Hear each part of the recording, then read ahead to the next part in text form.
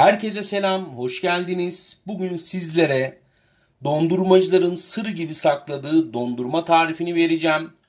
Evinizde orijinal Maraş dondurmasını yapacaksınız. Yerken o süt kokusunu, süt tadını da alacağınız orijinal bir tarif bu. Başka hiçbir yerde de bulamazsınız. Gerçekten tarifi deneyenler videonun sonunda orijinal evinde böyle bir dondurma yaptığıma inanamıyorum diyecek. Hemen malzemelerimize de geçiyorum. 1 litre sütümüz var. Ben Aktar'dan orijinal salep aldım. 1 tatlı kaşığı kullanacağım bundan.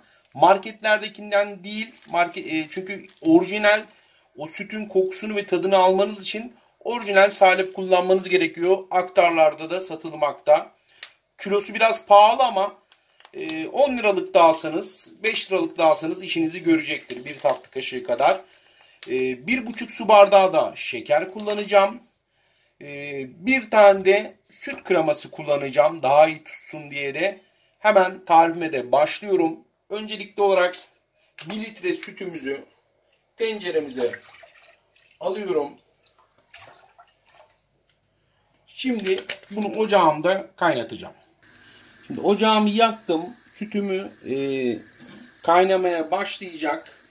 Birazcık kaynamaya başlayınca da dibini de tutmasını istemiyorum. Hani sütü de kaynatırken mutlaka bu şekilde bir çırpıcı yardımıyla karıştırın. Kesinlikle dibi tutmasın. Bu dondurmanın püf noktalarından biri.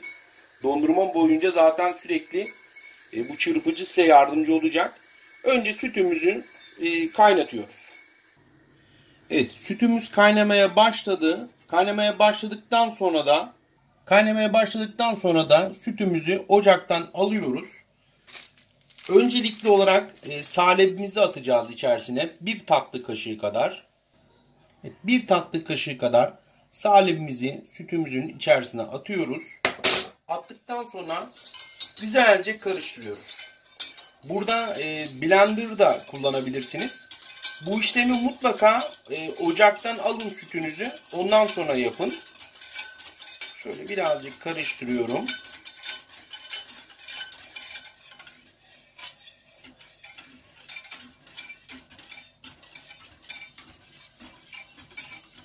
Şimdi 1,5 su bardağı da şeker ilave edeceğim. İlk bardağımı ilave ediyorum. Şimdi yarım bardak daha ilave edeceğim. Yarım bardak daha ilave ettim. Şimdi yine çırpıyorum. Şeker eriyene kadar çırpmaya devam edeceğim. Bu aşamada blender da kullanabilirsiniz. Bunlar püf noktaları evinizdeki dondurma yapımının. Lütfen bu püf noktalara uyun. Şimdi şeker eriyene kadar karıştırmaya devam ediyorum. Bu arada o kadar güzel bir süt kokusu geldi ki köpürmeye de başladı bakın. Hani salepten dolayı, orijinal salepten dolayı daha doğrusu. Birçok tarif ben de izledim, gördüm açıkçası ama hani %90'ı orijinal salep kullanmamış. Hani en çok izlenenler bile. Bence hakiki dondurma yemek istiyorsanız aktarlardan almış olan orijinal salebi kullanın. Marketlerde aldığınız salep çoğunluğu orijinal değil çünkü. Şimdi bir pakette süt kreması ilave ediyorum. Yine çırpma işlemime devam ediyorum. Güzelce karıştırıyorum. Şimdi burada blenderdan da bir geçireceğim. Birazcık şöyle 2-3 dakika kadar blenderdan geçireceğim.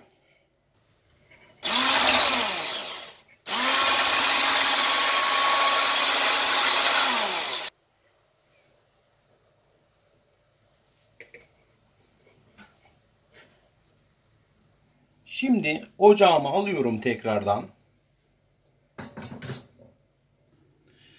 Ocağın altını da kıstım iyice. Gayet güzel bir şekilde malzemeleri birbiriyle karıştırdım, çırptım. 10 dakika kadar burada süre tutun. 10 dakika kadar kısık ateşte böyle bir çırpıcı yardımıyla arada da böyle sütünüzü havalandırarak kepçe yardımıyla da olabilir. Karıştırıyorsunuz. Sakın karıştırmayı bırakmayın. Bu çok önemli. Kesinlikle dibi tutmasın. 10 dakika kadar bu şekilde karıştırın. Kısık ateşte. Daha sonra zaten kabımızı alıp soğumaya bırakacağız. Evet, sütümüzü 10 dakika boyunca böyle çırptık. Arada bir havalandırdık. Altı da hava alsın diye. Bir iki defa da böyle blenderdan da geçirdim. Çırpmayı hiç bırakmadım. Şimdi iyice kaynadı çünkü sütümüz. Şimdi kapatıyorum. Kapattıktan sonra da oda sıcaklığına geçmesi için aygazın üzerinden alıyorum. Şimdi oda sıcaklığına gelene kadar soğuması için bırakacağım. Soğuduktan sonra çünkü kaba alacağım.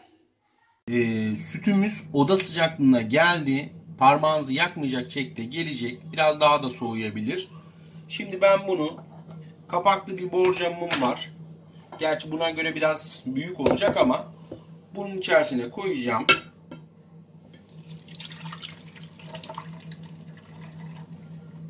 Evet, fazla geldi buna. Yani borcam biraz büyük geldi ama önemli değil. En azından kapağı da var. Hani kapaklı bir böyle saklama kapı tarzında ya da borcam kullanırsanız daha iyi olacak. Şimdi ben bunu kapağını kapatacağım. Kapattıktan sonra buzluğa atacağım. Buzlukta 2 saat donacak. Donduktan sonra çıkartıp blenderdan geçireceğim. 4 defa 2 saat bu şekilde bu işlemi yapacağım. Yani 4 defa buzluğa koyup 2'şer saat bekleyeceğim. Her defasında çıkartıp blenderdan güzelce karıştırıp geçireceğim. Ondan sonra da en son bir 6 saat kadar buzluğa atacağım. 6 saat sonra çıkartınca dondurmam hazır hale gelecek. Şimdi ben bunu buzluğa atıyorum. Evet, dondurmamı buzluğa attım. 2 saat sonra çıkartacağım. 2 saat doldu. Şimdi dondurmamı buzluktan çıkartıyorum. Şimdi kapağını da açıyorum.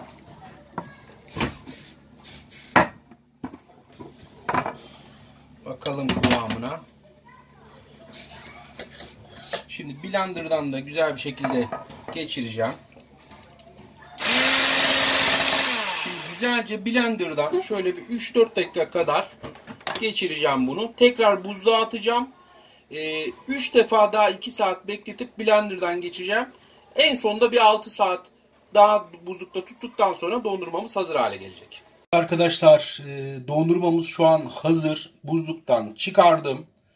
2 defa 2'şer saat buzlukta beklettim. Her 2 saatte bir blenderdan geçirip tekrar buzluğa attım. En son 6 saat kadar buzlukta beklettim. Ve kapağını açıyorum.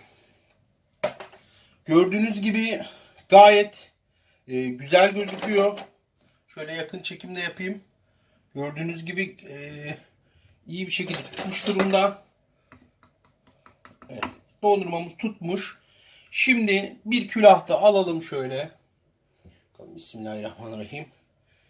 Şöyle bir külahlar da aldım böyle marketten. Onlu satılıyor biliyorsunuz. Bismillahirrahmanirrahim.